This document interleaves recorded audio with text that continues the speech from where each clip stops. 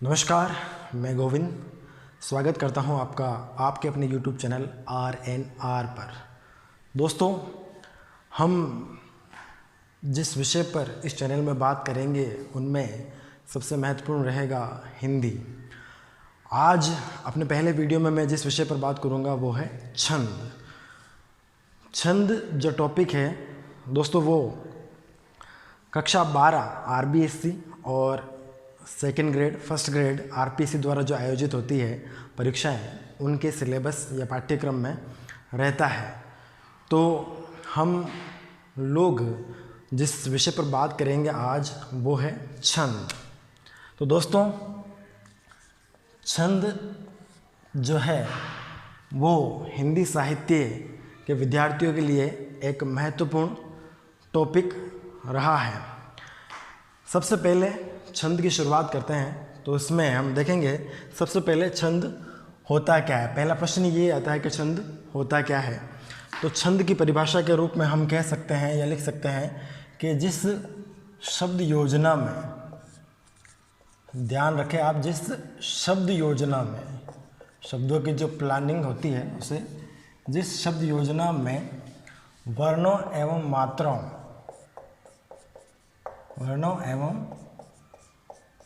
मात्राओं तथा यति गति के विशेष नियमों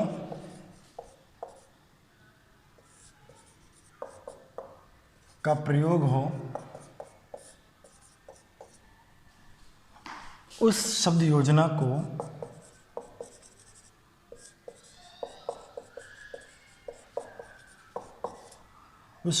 को हम छंद कहते हैं।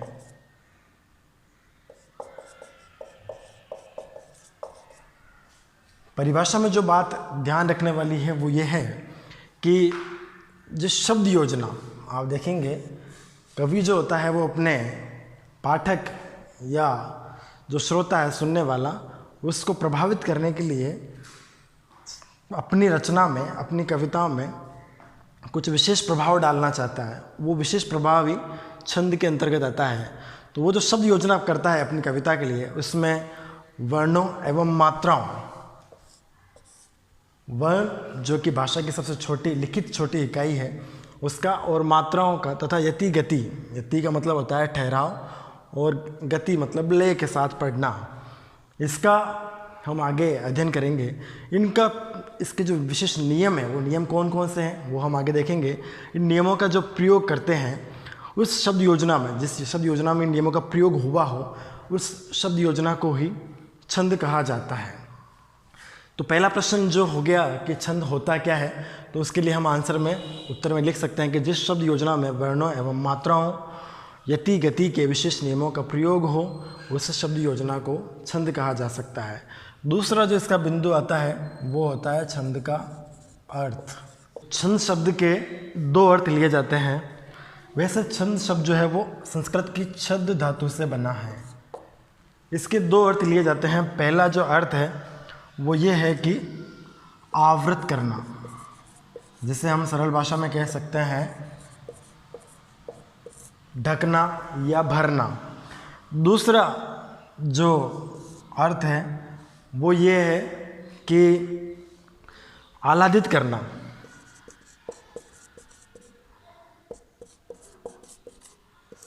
जिसको हम सरल भाषा में कह सकते हैं मनोरंजन करना या प्रसन्नता लाना। इस रूप में हम इसको देख सकते हैं। आवृत करना, आवृत करने के रूप में हम इसे सबसे पहले देखेंगे तो कहेंगे कि इसको जिस अर्थ में लिया जाता है वो ये है कि कवि जो है वो पाठक तक अपनी रचना को पहुंचाना चाहता है। तो पाठक और कवि के बीच में जो दूरी होती है, जो दरारें होती है, उसको भरने का काम इस छंद के द्वारा किया जाता है। पाठक और कवि के बीच में जो दरारें होती है, यानी अर्थ को ग्रहण करने में जो बाधाएं होती है, कविता पहुंचाने में जो दूरी होती है, उस दूरी को पाटने का काम जो है इस छंद के द्वारा किया जाता है। दूसरा अर्थ है आह्लादित करना। आह्लादित करना यानी छंद जो है कविता में नाद सौंदर्य यानी कि संगीतात्मकता उत्पन्न करता है, और जिसके कारण जो है वो कविता लय और गति के साथ पढ़ी जा सकती है। तो संगीतात्मकता, आप जानते हैं संगीत हमारे जीवन में रस यानी आनंद का संचार करता है, तो छंद भी जो है वो कविता के अंदर रस का या लय का संचार करके उसको संगीतात्मक बनाकर पाठक तक पहुंचाने में मदद करता है। तो दो अर्थों में आवृत करना और आह्लादित करना इस रूप में छंद के अर्थ लिए जाते हैं। फिर तीसरा जो प्रश्न है, यानी कि आपको दूसरा प्रश्न पूछा जा सकता है छंद का अर्थ क्या है, तो आप छंद के शब्द को अर्थ बनाकर, छंद धातु से इसको अर्थ बनाकर इसको अर्थ को स्पष्ट कर सकते हैं कि आवृत करना यानी छंद जो है वो पाठक तक अपनी रचना जो कवि पहुंचाना चाहता है उसके बीच जो गैप है, दूरी है, उसको भरने का काम इस छंद के द्वारा किया जाता है, यानी आवृत कर देना यानी ढक देता है, भर देता है। दूसरा है आह्लादित करना, यानी कि छंद जो है वो कविता में नाद सौंदर्य की वृद्धि यानी संगीतात्मकता उत्पन्न करता है, जिससे पाठक को उसमें रस की अनुभूति होती है, वो उससे सुनने में, पढ़ने में अच्छी लगती है। तीसरा जो प्रश्न बनता है वो होता है छंद का महत्व। छंद का महत्व क्या है, कविता के अंदर छंद का जो महत्व है वो क्या है? तो पहला इन्हीं के आधार पर अपन लिख सकते हैं। पहला जो है कि छंद कविता में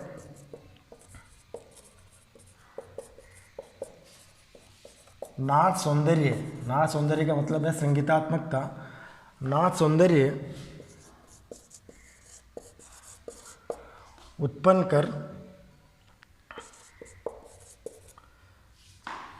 करता है, जिससे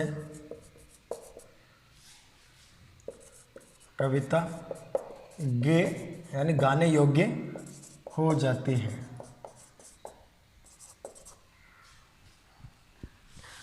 तो पहला जो है वो संगीतात्मकता उत्पन्न करता है। दूसरा जो इसका हम ले सकते हैं महत्व वो है छंद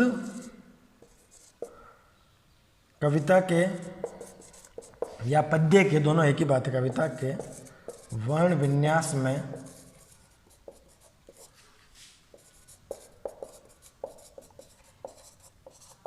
सहायक है,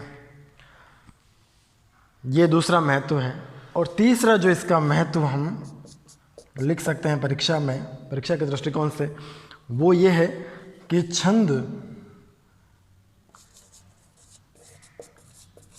छंदबद्ध कविता शीघ्र कंठस्थ होती है। कंठस्थ यानी याद होती है।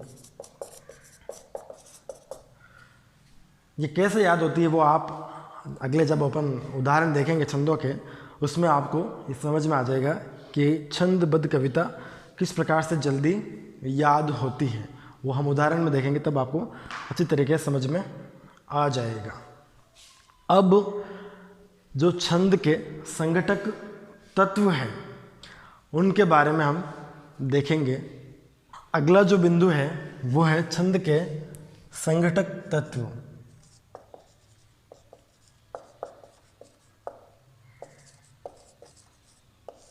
यानी जिनसे छंद का निर्माण होता है या जो छंद के बनाने में महत्वपूर्ण भूमिका निभाते हैं। इसमें से पहला जो होता है वो अपन ने देखा था परिभाषा के अंदर, जिस शब्द योजना में मात्रा और वर्णों, तो मात्रा, पहला जो बिंदु है वो है मात्रा। मात्रा क्या है?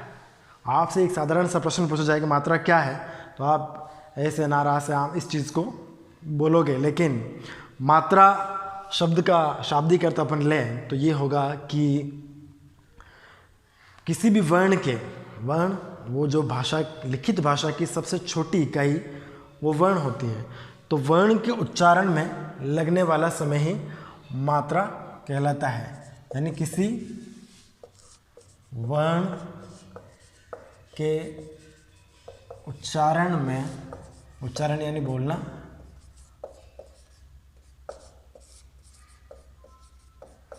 लगने वाला समय मात्रा कहलाता है।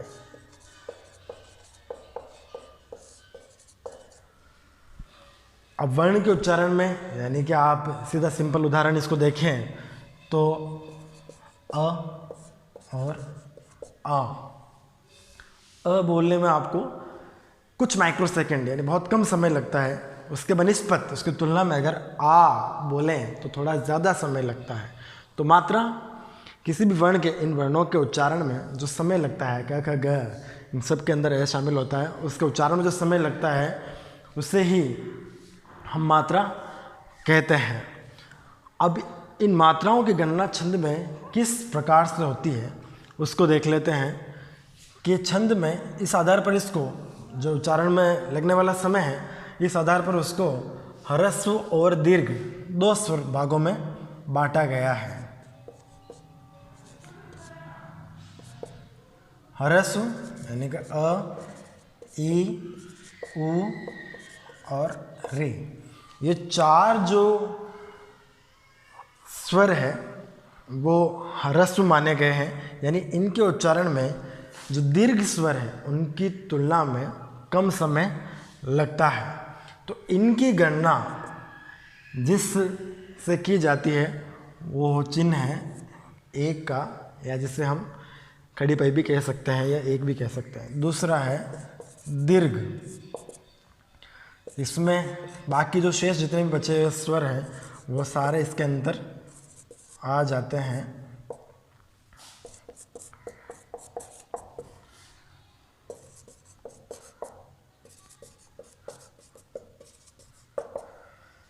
ये सारे जो बचे हुए हैं वो सब दीर्घ के अंतर्गत आते हैं। इसके लिए जो गणना करते समय जो चिन्ह का प्रयोग होता है वो ये है एस, जिसे कह सकते हैं अंग्रेजी में, इसका प्रयोग होता है। इसका मतलब होता है संख्या में एक और इसका मतलब होता है दो, इनका प्रयोग होता है। यानी कि लेकिन इन मात्राओं की गिनती करने के कुछ विशेष नियम भी होते हैं।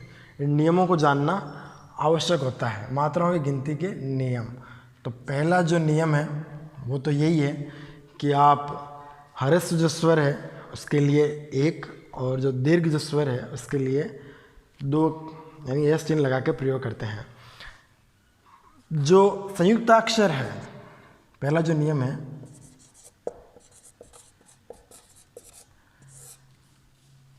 संयुक्ताक्षर से पहले के वर्ण को दीर्घ माना जाता है।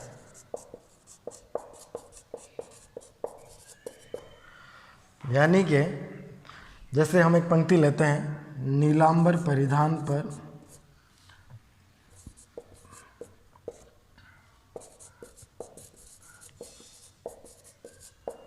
हरित पट सुंदर है।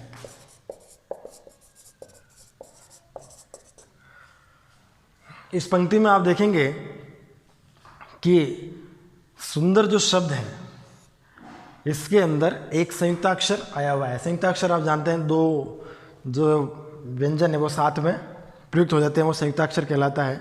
ये यहाँ पर भी है और ये यहाँ पर भी है, लेकिन यहाँ पर पहले से ही दीर्घ स्वर है। इनमें से जो बड़ी की मात्रा है वो यहाँ पर है, इसलिए इसको नहीं देखेंगे, लेकिन इसको अपन देख सकते हैं।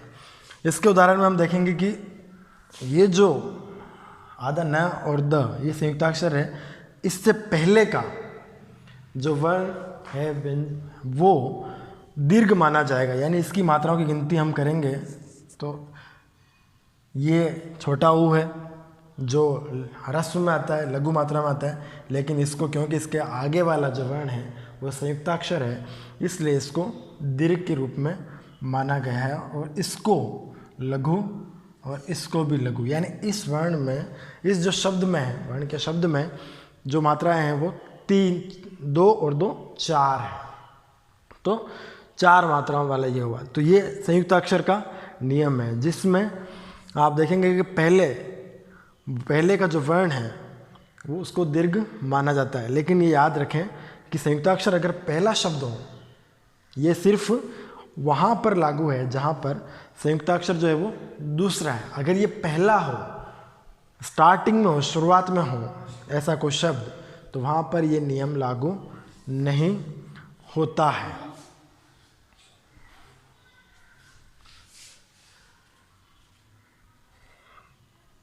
दूसरा जो नियम है जिसको हम देख सकते हैं कि वो अनुस्वार। अनुस्वार आप जानते ही हैं।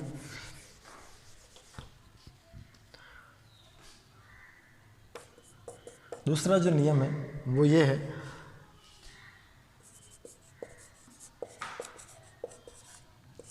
अनुस्वार से पूर्व का जो वर्ण है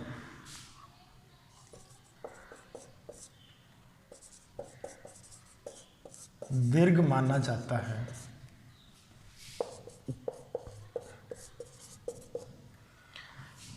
यानी कि अनुस्वार चंद्र बिंदु नहीं, यहाँ पर ये एक अंतर ये भी आएगा, जिस पर चंद्र बिंदु हो, ये अनुस्वार और ये चंद्र बिंदु, इन दोनों में अंतर है।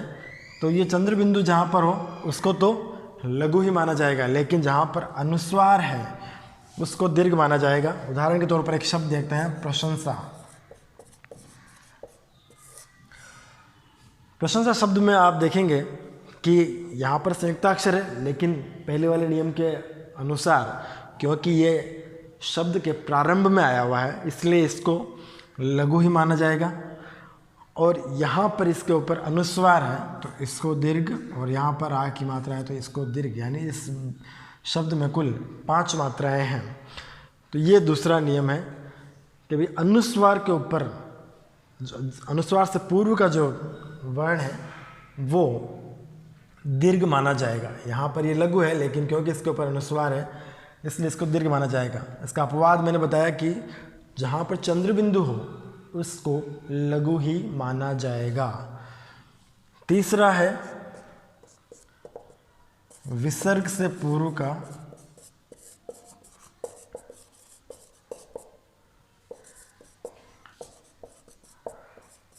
वर्ण दीर्घ माना जाता है। विसर्ग से पूर्व का जो वर्ण है उसकी गिनती दीर्घ में होती है। जैसे उदाहरण के तौर पर हम शब्द लेंगे दुखद, तो विसर्ग से पूर्व का जो वर्ण है वो ये, इसको ये लघु है, लेकिन क्योंकि आगे विसर्ग आया हुआ है इसलिए इसको भी दीर्घ में माना जाता है। ये इसके नियम हैं। बाकी जो ह्रस्व और दीर्घ जो मात्राएं थी उसके अनुसार उनकी गिनती की जाती है। कभी कभी अपवाद के तौर पर आता है, लेकिन ये बहुत कम होता है कि किसी किसी व्यंजन को बोलने में ज़्यादा समय लगता है, वो लघु होता है लेकिन उसके उच्चारण में ज़्यादा समय लगता है, तो उसकी गिनती जो है वो दीर्घ में की जाती है। यह है मात्राओं की गिनती के नियम।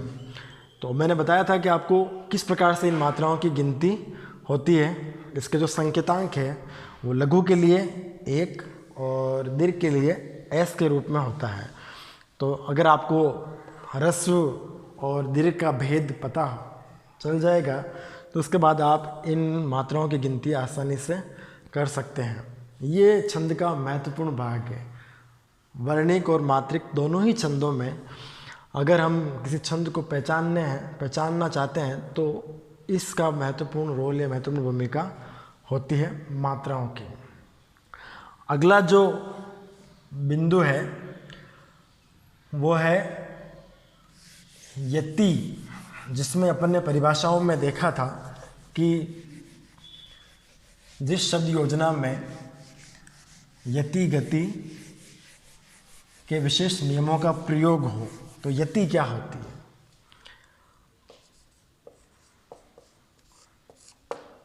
यति शब्द का अर्थ अगर अपन देखते हैं तो वो होता है ठहराव या विश्राम भी कह सकते हैं उससे। किसी भी छंद को पढ़ते वक्त हम देखते हैं तो पढ़ते वक्त बीच में हमें जहाँ पे विराम चिन्ह आते हैं, अल्प विराम, उसको वहाँ पे ठहरना पड़ता है, तो उसे यति कहते हैं। इसको एक उदाहरण के माध्यम से हम समझ सकते हैं। रहीमन पानी राखिए,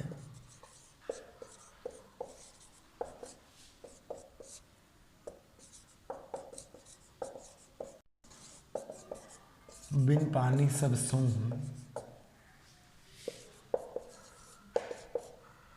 पानी गए न उबरे,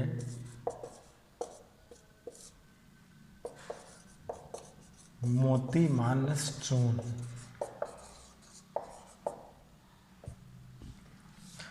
यहाँ पर जो आया हुआ अल्प विराम, आप वैसे विशेषकर किसी बच्चे को अगर आपने कविता पढ़ते हुए या कविता सुनाते हुए देखा तो आप देखोगे कि वो जब अपनी लय के साथ पढ़ता जाता है, लेकिन बच्चे में ये काबिलियत नहीं होती है कि उससे कहाँ रुकना है, कहाँ पे उसे पढ़ना है ढंग से, उसको वो समझ नहीं पाता है, तो वो अपनी सांस को भूल जाता है उसको पढ़ने में।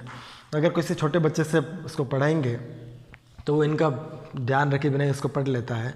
तो रहीमन पानी राखिए, रहीमन पानी राखिए, तो यहाँ पर आप देखिए, यहाँ पर रुकते हैं। यह जो रुका हुआ है, जहाँ पर ठहरा हुआ है, उससे यति कहते हैं। बिन पानी सब सून, ये उसकी गति है। पानी गए न उबरे, यहाँ पे फिर ठहरा। मोती मानस चून, ये जो ठहराव है ये अपने छंद को सुंदरता में वृद्धि करता है, उस छंद को लय के साथ पढ़ने में भूमिका निभाता है। तो ये है यति, जहाँ पर हम पढ़ते वक्त किसी भी स्थान पर सांस लेने के लिए, अपनी सांस की गति को नियंत्रित करने के लिए जो ठहराव लेते हैं, विश्राम लेते हैं, उससे ही यति का नाम दिया गया है। ये छंद का दूसरा पार्ट। फिर है गति। गति इसी के उदाहरण के रूप में हम जब छंद को पुनः लय के साथ इस ठहराव के बाद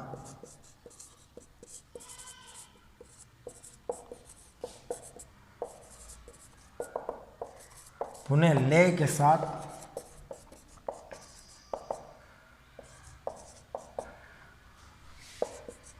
पढ़ा जाता है तो उस लय को ही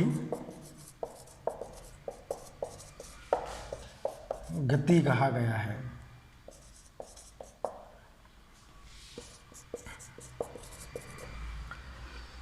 यानी कि जब छंद को, जब विश्राम हुआ, यति आई, उसके बाद पुनः वापस उसी गति के साथ पढ़ा गया जिस गति से इसको शुरू किया गया था, तो उससे गति का नाम दिया गया है। जैसे रहीमन पानी राखिए, बिन पानी सब सून। तो बिन, वापस शुरुआत करते वक्त पानी गए न उबरे, मोती मानस चून, रहीमा मोती मानस चून। तो ये जब वापस ले के साथ उसको पढ़ा गया, उसी को गति कहा गया है। ये होती है यति और गति। तो ये जो अपने छंद की परिभाषा पढ़ी थी, उसमें हमने देखा था कि छंद के जो तत्व थे जिसके आधार पर परिभाषा बनी थी, उसमें यति और गति के विशेष नियमों का, यहाँ पर उसके नियमों का प्रयोग हुआ है। मात्रा का प्रयोग भी उसके ऊपर हुआ है। जैसे मात्रा के उदाहरण के तौर पर हम देख सकते हैं, ये तो इस शब्द में एक एक मात्राएं हैं, यानी कुल 4 मात्राएं हैं। तो मात्राओं की गिनती हमने देखी थी। तो इनमें मात्राओं का प्रयोग, ये दोहा छंद है तो दोहा छंद में जितनी मात्राएं होती है वो हम आगे देखेंगे। तो मात्राओं और यति गति के विशेष नियमों का प्रयोग जहाँ पर होता है, वो शब्द योजना छंद कहलाती है। तो ये उसके दूसरे संगठक तत्व है। तीसरा जो संगठक तत्व है, चौथा, वो है चरण। चरण क्या होता है? किसी भी छंद को कुल जिन चरणों में लिखा जाता है, उसको चरण कहा जाता है। यानी कि ये दोहा छंद जो लिखा गया है, इसका उदाहरण आपको दिख रहा है सामने, रहीमन पानी राखिए, ये 4 चरणों में लिखा गया है। पंक्तियाँ 2 है लेकिन इसके चरण 4 है। तो ये पहला चरण, ये दूसरा चरण, ये तीसरा चरण और ये चौथा चरण। ये किसी भी छंद के चरण कहलाते हैं। दोहा और सौठा जो छंद है वो 2 पंक्तियों हैं लेकिन 4 चरणों में लिखे जाते हैं। वहीं रोला, छप्पे, हरिगीति का जो छंद है वो 4-4 चरणों में ही 4-4 पंक्तियों और उतने ही चरणों में लिखे जाते हैं। तो ये इनके चरण हो गए। अब अगला जो है वो है तुक। किसी भी छंद को पढ़ते वक्त जो चीज़ होती है वो होती है तुक। तुक जैसे उर्दू में काफ़िया मिलाना भी कहते हैं। हम कोई भी कविता पढ़ते हैं तो शुरुआत की जो पंक्ति खत्म होती है, पहली पंक्ति और दूसरी पंक्ति, उसके अंतिम जो वर्ण होते हैं वो समान होते हैं, उसे ही कहते हैं तुक मिलाना। कोई भी व्यक्ति जब प्रारंभिक रूप से कविता लिखने का प्रयास करता है, कोशिश करता है, तो वो तुक मिलाने से ही करता है।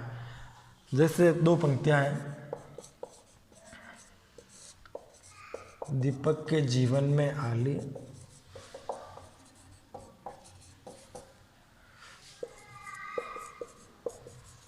फिर भी है जीवन की लाली।